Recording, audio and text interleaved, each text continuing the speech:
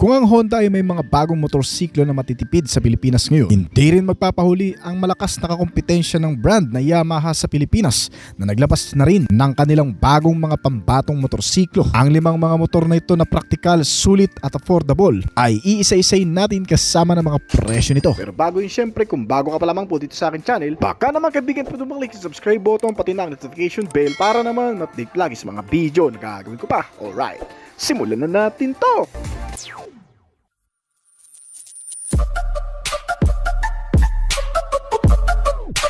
Ang una sa listahan natin ay ang Yamaha Sniper 155, isang underbone na kilala sa lakas at bilis na pinapagana ng isang makina na 155cc na may liquid-cooled engine na may variable valve actuation pangkasama o VVA. Ibig sabihin, consistent ang hatak nito mula sa low hanggang sa high RPM. Mayroon din itong 6-speed manual transmission at may assist and slippery clutch para sa smoother na shifting. At aggressive ang sporty design nito. Kaya agaw atensyon din itong motorsiklo sa marami. Perfect ito para sa riders na gusto ng kombinasyon ng performance at daily usability. At kaya maglabas ng maximum power output na 17.7 horsepower at maximum torque na 14.4 Nm. Ibig sabihin, malakas ang arangkada at hindi bitin kahit sa high speed at kayang umabot sa bilis na 128 km/h. Ang modelong ito ay may 5.5 liter na fuel tank capacity at matipid rin kumonsumo na umabot mula 45 to 50 km/l. Pagdating sa design, aggressive ang aerodynamic body ng Sniper ngayon. Inspired sa Yamaha R series na compact pero sporty ang stance. May dual seat setup para sa rider at angkas nito at may kabuwang seating height na 795mm at may timbang naman na 123kg habang ang ground clearance size nito ay nasa 150mm na may perpektong balance ng comfort at performance na hindi masyado nakakapagod kahit sa long ride. Siyempre, bukod pa dyan, sinamahan rin ito ng mga special features at technology. Hindi lang mabilis ang motor na ito dahil mayroon din itong mga bago at modern na teknolohiya gaya ng full digital instrument panel, naka-LED ang headlight at ang taillight nito at naka-fuel injection system pa para mas matipid ang konsumo. Ngayon sa bagong version nito, sinamahan na rin ang top trim nito ng anti-lock braking system na pangkaragdagang safety features nito. Naka-front disc brake at may slipper clutch para iwas wheel hop. Stable din ang handling dahil sa magandang suspensions na front telescopic fork at rear swing arm suspensions nito. Ang kabuuang presyo ng bagong Yamaha Sniper sa Pilipinas ngayon ay umaabot mula 125,900 pesos hanggang sa 145,900 pesos para sa pinaka-top of the line variant nito. Ang pangalawa sa listahan natin ay ang Yamaha Aerox 155, isang sporty scooter na punong-puno ng technology. May 155cc engine displacement at may VVA din, pero mas convenient itong motor dahil sa naka-automatic at gumagamit ng CVT type transmission. Meron itong mga special features gaya ng smart key system o keyless ignition. May anti-lock braking system din para sa dagdag na security at malapad na gulong para sa stability nito. Malaki ang underseat storage na kasya ang ilang mga gamit. Bagay sa mga long ride adventure, asiguradong marami kang madadalang gamit. Ideal din itong motor para sa mga city riding na may konting pagka-racing feel at hindi nakakapagod kahit sa matatraffic na lugar. Ang Yamaha Aerox ay kayang gumawa ng maximum power output na 15.1 horsepower at maximum torque na 14.2 Nm na may kabuuang top speed na umaabot ng hanggang sa 125 km/h. Pagdating sa exterior design, ang disenyo nito ay parang hinango sa racing truck na may aggressive at aerodynamic body, may malapad na mga gulong para sa stability at may dual step seat na sporty ang dating. May kabuang seating height ito na 790mm na bagay sa mga 5'5" ang height at may weight na 130kg. At dahil sa malaki, mataas at malapad itong motor ay mataas din ang ground clearance size nito na nasa 145mm. Perfect sa rider na gusto ng sporty look pero practical gamitin sa araw-araw. Pagdating sa iba pang mga features nito, hindi lang ito scooter, ito ay isang high-tech machine. Modern ang mga features ng 2026 Yamaha Aerox ngayon dahil sa pagkakaroon nito ng full digital instrument meter panel gauge na may Y-Connect Bluetooth connectivity features pang kasama na pwede mong i-connect ang phone mo dito. May smart key system din ito sa higher variant na may kasamang answer back key system at naka full LED type ang mga ilaw nito sa harap at likod. Sinamahan ito ng 24.5 liter na underseat storage at may USB Type-C charging port system pang kasama para sa mga lobat na gadget. Kontrolado ang bawat galaw kahit sa mabilis na takbuhan gamit ang motor na ito na parehong naka-disc brake ang front and rear brake nito at may traction control system pang kasama para sa mga top trim level. May engine check warning at anti-theft features din para sa additional security nito. Pagdating naman sa suspensions, gumagamit ito ng front telescopic fork at rear twin shock absorber para stable sa kurbada at safe kahit sa mga biglaang preno. Kung pag-uusapan naman natin ang fuel at practicality, bagay na bagay rin ito sa panahon na kung saan tumataas din ang presyo ng gasolina ngayon. May 5.5 liters ang fuel tank capacity nito at syempre dahil sa gumagamit na ito ng fuel injection system ay mas matipid na itong bagong Yamaha Aerox kumpara sa dati na may average fuel consumption rate na 40 km per liter. Sa kasalukuyan, ang kabuuang presyo ng bagong Yamaha Aerox ngayon ay nag-range mula 125,900 pesos hanggang sa 163,900 pesos sa Pilipinas ngayon. Ang pangatlo sa listahan natin ay ang bagong dating din na Yamaha MT-15, isang naked bike na may aggressive styling gamit ang parehong 155cc engine na sinamahan din ng BVA variable valve actuation, pero mas nakafocus ito sa sporty at performance. Ang MT-15 ay sinamahan din ng mga special features gaya ng full LED lighting system, inverted ang front fork suspensions nito na naka-upside down pa at may lightweight frame at flexible kaya mas madaling dalhin kahit sa makikitid na kalsada. Naka-digital instrument meter panel na rin ito kaya user-friendly at mas madaling intindihin. Itong Yamaha MT-15 ngayon ay bagay na bagay sa mga riders na gusto ng street fighter look at agile handling. Bagamat 155cc lang din ang engine nito, ay kaya naman itong gumawa ng maximum power output na 19 horsepower at maximum torque na 14.7 Nm na ikinabit sa 6-speed manual transmission nito. Ibig sabihin malakas pa rin ang arangkada at tuloy-tuloy ang hatak kahit sa high RPM. Pagdating sa exterior, may design nito na parang halimaw o isang Japanese warrior concept design ang dating nito na may isang Predator style LED headlight plus projector lamp at may muscular fuel tank design. Naka-minimalist naked body na walang masyadong fairings at inspired sa MT series tulad ng MT-07 at MT-09. May kabuang seating height ito na 810mm at may timbang na 133kg.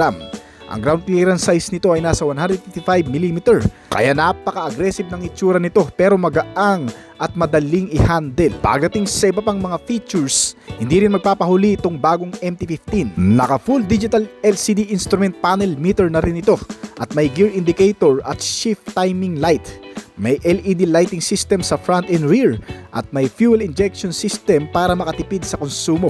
Nilagyan rin ito ng engine check warning para sa karagdagang safety at makikita mo lahat ng info sa isang tingin from speed hanggang sa fuel level nito sa mismong screen. Bukod pa dyan, sinamahan rin ito ng safety at magandang control dahil sa magagandang suspensions nito na naka-upside down sa front at monoshock suspensions naman sa rear na gumagamit ng 17-inch alloy wheels sa harap at likod at naka front and rear disc brake na rin ito. May assist and slippery clutch din itong MT-15 na smooth sa downshift, iwas sa wheel lock at may engine immobilizer pang kasama at anti-theft alarm system para hindi basta-bastang makarnap.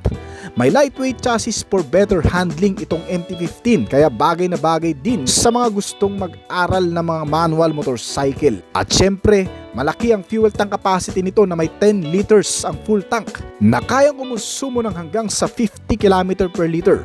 Sa kasalukuyan, ang Yamaha MT-15 ngayon ay nagkakahalaga sa estimated price na 180,000 pesos sa Pilipinas ngayon. Ang pangapat sa lista natin ay ang bagong Yamaha NMAX 155. Ito ang isa sa pinaka-premium scooter ng Yamaha ngayon na nakadesign para sa comfort at long rides. Ilan sa mga key features ng Yamaha NMAX ay ang pagkakaroon ng 155cc engine displacement na may kasamang variable valve actuation at naka-dual channel anti-lock braking system na rin ito na sinamahan pa ng traction control system para sa madudulas na kalsada at mga biglaang pakurbada. May connected features via mobile app na rin ito. Isang binago at in-upgrade na Y-Connect system para sa iyong real-time direction at iba pang mahalagang impormasyon. Lagyan rin ito ng mga bagong driving mode features na pwedeng pagpilian. At kayang gumawa ng bagong Yamaha NMAX ng 15 horsepower at 8,000 RPM at maximum torque na 14.2 Nm Kaya may kabuwang bilis na umaabot ngayon ng hanggang sa 126 to 128 km per hour na ikinabit sa makabagong CVT type transmission nito na kayang magbigay at magdagdag ng sapat na lakas lalo na sa mga paahon na kalsada. Smooth ang acceleration ng Yamaha NMAX. Wala man itong cambio pero may sapat na lakas para tahakin ang mga matatarik na daanan. Pagdating sa exterior, may disenyo ito na maxi scooter body at mas malaki kaysa sa Aerox. Wide ang seat nito at relax ang riding position. May dual step seat para sa rider at angkas nito na napaka-komportable at may seating height na 770mm. May bigat ito mula sa 127kg hanggang sa 135kg at may ground clearance size na 125mm na perfect sa long rides at hindi nakakapagod kahit sa traffic o biyahe. Pagdating sa ilan pang mga features nito, bagong Yamaha NMAX 155 ay nilagyan ng dual digital display na instrument panel na naka-TFT at talagang mas modern. Nasinamahan ng Y-Connect na may Bluetooth connectivity features pa at navigation support, Garmin base, naka-smart key system at keyless entry na ang top of the line variant at may USB charging port pangkasama para mas convenient. Sinamahan rin ng start and stop system kaya tipid talaga sa gas. Di rin magpapahuli ang bagong Yamaha NMAX sa pagkakaroon ng mga bagong safety features. Nilagyan kasi ito ng front and rear disc brake at may anti-lock braking system pang kasama at traction control system para sa mga madudulas na daan. Gumagamit itong modelo ngayon ng telescopic front fork suspension at rear suspension na twin shock absorber. Kaya smooth at komportable rin ang biyahe kahit sa mga malulubak na daanan. May fuel tank capacity itong motor na 7.1 liters at kumukonsumo ng 35 to 37 km per liter. Malaki rin ang underseat compartment ng NMAX at may mga extra pocket pa sa harap na lagayan ng mga maliliit na gamit. Sa kasalukuyan ng kabuang presyo ng Yamaha NMAX ay nagre-range mula 155,900 pesos sa standard variant hanggang sa 175,900 pesos para sa Tech Max variant nito. Silip tayo ng inilabas ng Honda ang kanilang bagong upgrade sa practical na commuter bike sa Pilipinas, ang Honda Click Game Changer New Version. Pero agad naman itong naungusan ng lumabas sa eksena ang bagong dating na Yamaha Lexi 155. Sinabi ng marami noon pa man na napakaganda raw talaga ng modelong ito noong time na hindi pa ito dinadala sa Pilipinas. Kaya naman para malaman mo ay ididetalye natin ang kabuwang detalye ng bagong Yamaha Lexi 155 2026 model. Ang modelong ito ay isang bagong scooter na inilabas ng Yamaha sa Pilipinas para sa taong 2026. Isa itong 155cc maxi style scooter na ginawa para sa mga rider na naghahanap ng mas malakas na makina, komportableng upuan at modernong features para sa pang-araw-araw na biyahe. Ang motor na ito ay gumagamit ng 155cc liquid-cooled engine na may BBA o variable valve actuation. Kaya naman mas magandang hatak ng makina nito kahit mabagal o mabilis ang takbo. Dahil dito bagay ito sa city riding pati na rin sa mas mahahabang biyahe. Bukod sa performance, isa sa mga dahilan kung bakit rin nagustuhan ng maraming rider itong bagong Lexi ng Yamaha. Dahil sa maluwag nitong footboard o gulay board na nagbibigay ng mas komportableng posisyon sa paa kumpara sa ibang scooter sa parehong kategorya na mas malaking tulong lalo na kung gagamitin mo ito sa mga delivery o hanap buhay mga kaibigan. Mayroon din itong modern digital LCD panel na nagbibigay ng maraming impormasyon na tumutulong rin sa readout ng rider para sa mga notifikasyon, sign at iba pang mga impormasyon sa motor na ito.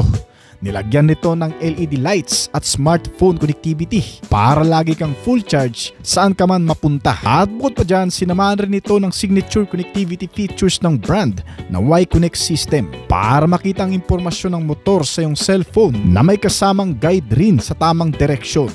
Pagdating sa mga ilaw nito, ang Yamaha Lexi 155 ay naka full LED lighting system na.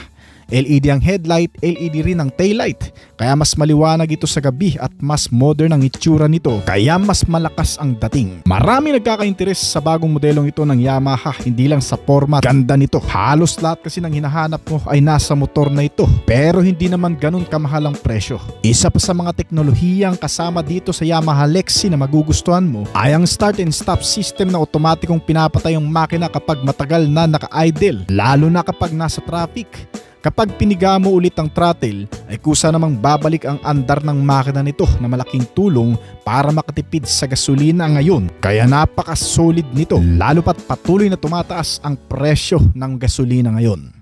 Sa kabuuan ng Yamaha Lexi 155 ay ginawa para sa mga rider na gusto ng maxi scooter comfort pero mas abot kayang presyo kumpara sa ibang 155cc scooter sa merkado ng Pilipinas. Pagdating sa kabuuang detalye ng makina nito, gumagamit ang Lexi ng single-cylinder 4-stroke single overhead camshaft at may displacement na 155.9cc. At may cooling system na liquid-cooled. Kaya nitong gumawa ng hanggang sa 15 horsepower at 8,000 RPM at maximum torque na 14.2 Nm sa kada 6,500 RPM. Kaya naman ang top speed daw na nagawa nito ay umabot na ng 120 km/h. May fuel supply system ito na injection at transmission na CVT automatic. At electric ang starter nito kaya hindi na masyadong nakakapagod magpadyak para mapagana. May compression ratio ito na 11.6:1. Pagdating naman sa chassis at suspensions, ang frame type ng 155cc Lexi ay gumagamit ng underbone frame na mas matibay at flexible at magaang din. May front suspensions ito na telescopic fork, habang ang rear suspension nito ay unit swing o monoshock absorber. May front brake ito na hydraulic disc brake, habang naka-drum brake naman ang rear brake nito. Ang sukat ng gulong nito sa harap ay 90/90/14 tubeless tires, habang ang rear naman ay nasa 100/90 R14 tubeless tires na rin. Pagdating sa mga modern features mga kaibigan, ito ang ilan sa magandang bagay dito sa Yamaha Lexi. Dahil bukod sa full LED headlight at taillight, full digital LCD instrument panel at Y-Connect smartphone connectivity, nilagyan rin ito ng anti-lock braking system sa connected ABS variant nito. Ay isang safety features para hindi mag-skid o madulas ang mga gulong nito sa mga biglaang preno. Meron din itong smart motor generator para tahimik ang engine pag start. At bukod sa maluwag na gulay board o flatboard nito, maluwag rin ang underseat compartment storage nito para sa iba pang gamit. Dito sa Pilipinas ay kakarating lang ng modelong ito, kaya mas agaw attention ngayon sa marami, na nagre-range sa kabuang presyo mula 99,900 pesos hanggang 105,000 pesos. Isa sa mga dahilan kung bakit maganda rin ito ay dahil nga sa 155cc ang engine na may BBA technology na. Maxi scooter comfort pa ang disenyo na parang Yamaha NMAX na at may gulay board na bihira sa 155cc scooter. Mas mura kumpara sa ibang 155cc tulad ng NMAX o ADB at mas mura din sa Yamaha Aerox. Ayan naman kung naghanap ka ngayon ng bagong motorsiklo na 155cc na at mas mura, itong bagong Yamaha Lexi ang pinaka Yamaha WR155R 2025 model. Ang bagong motor nito ay isang manual off-road sports bike motorcycle na ginawa para sa mga rider na mahihilig mag-trail gamit ang pambihirang kakayahan nito saan mang klaseng kalsada. Itong bagong WR155R ay hindi lamang pang urban city kundi pang gubat, pang bundok at pantubig na rin.